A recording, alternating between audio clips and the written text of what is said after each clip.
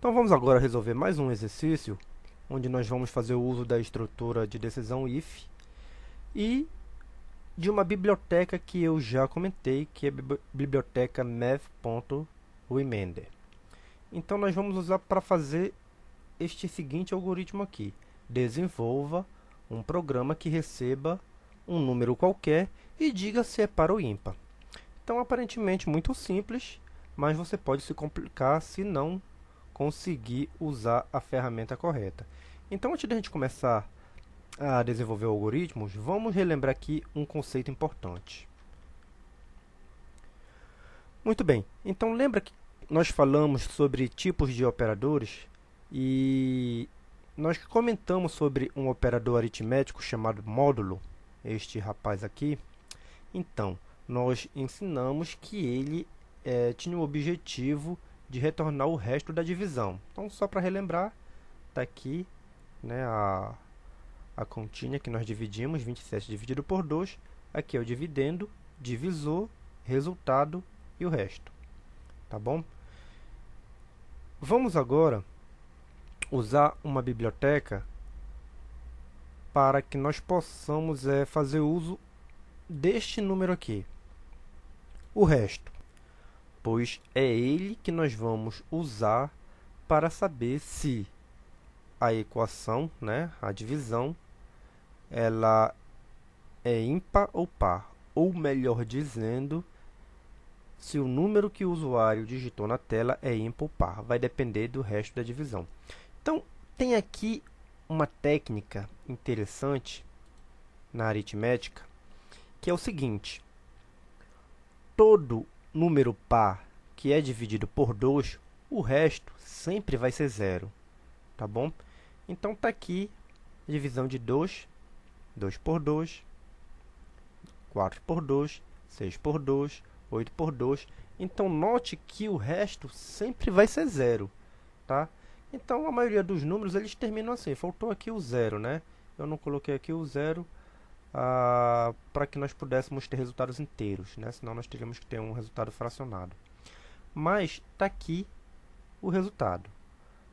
2 dividido por 2, né? 2 vezes 1, 2, para 2, nada. E assim por diante. 2 vezes 2, 4, para 4, nada. Então, todo número par dividido por 2, o resto sempre vai ser zero. Igualmente, para os números ímpares. Todo número ímpar dividido por 2, o resto é 1. Então, está aqui o mesmo exemplo. 3 dividido por 2. 2 vezes 1, 2, para 3, 1. Mesma coisa aqui o 5. 5 dividido por 2. 2 vezes 2, 4, para 5, 1. E assim com o 7, e assim com o 9. Então, memorize este conceito, tá bom? Porque nós sempre vamos usar, quando nós quisermos saber se um número é par ou ímpar, vamos usar o módulo para que ele nos retorne o resto e vamos usar aqui o 2 como divisor.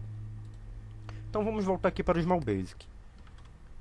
Vamos colocar assim. Então, aqui a mensagem de texto pedindo ao usuário que digite um número. Tá certo? E ele vai digitar esse número. Agora, eu quero armazenar este número que vai ser digitado pelo usuário.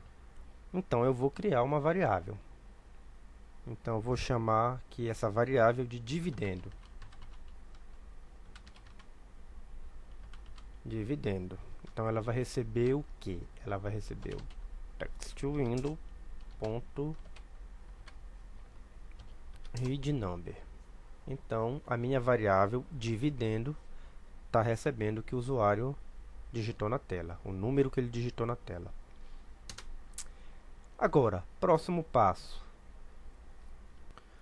Eu vou criar uma outra variável para que ela armazene o valor da divisão, do resto da divisão entre o que foi digitado na tela, que vai ser armazenado no dividendo, e o divisor, que eu vou usar o número 2, tá bom?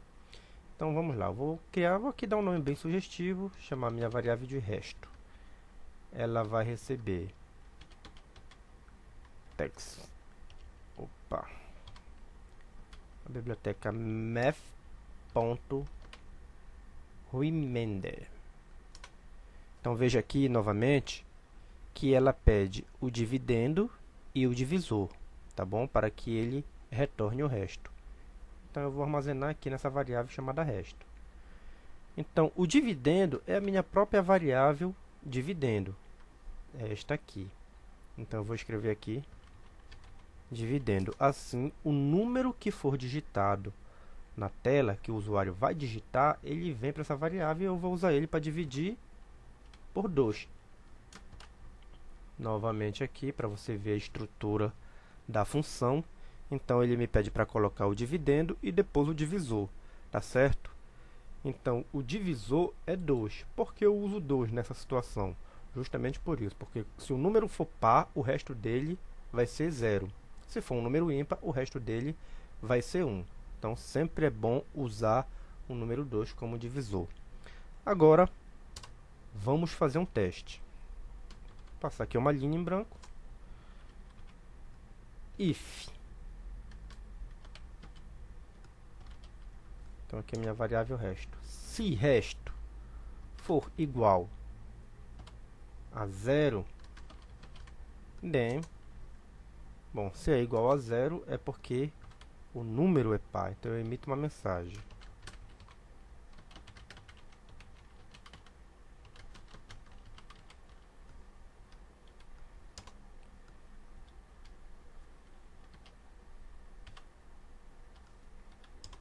É o if. Se não se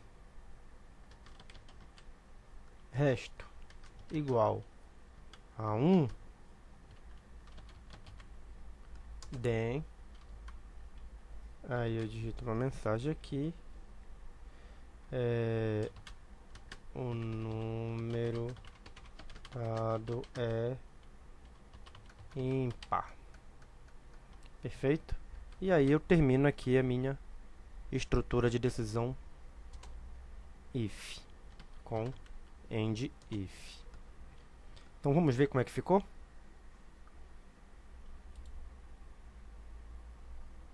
Digite um número. Bom, eu usei o WriteLine, né? Aí o cursor veio para baixo, por isso está piscando lá. Então vou colocar aqui o número 55 e apertar o Enter. O número digitado é ímpar. Perfeito? Vamos fazer mais um teste. Executando aqui de novo, apertando F5. Agora eu vou digitar um número par. O número digitado é par. Então, é isto que está acontecendo. O programa está fazendo uma divisão. Bem aqui, quando eu uso math.remainder, então ele pega o dividendo e divide por esse número estratégico aqui que eu escolhi, que é o número 2. Para ficar mais interessante, vamos colocar aqui uma mensagem a mais. Passei ali uma linha em branco. E agora eu vou colocar aqui o resto da divisão, só para a gente ver se está certinho.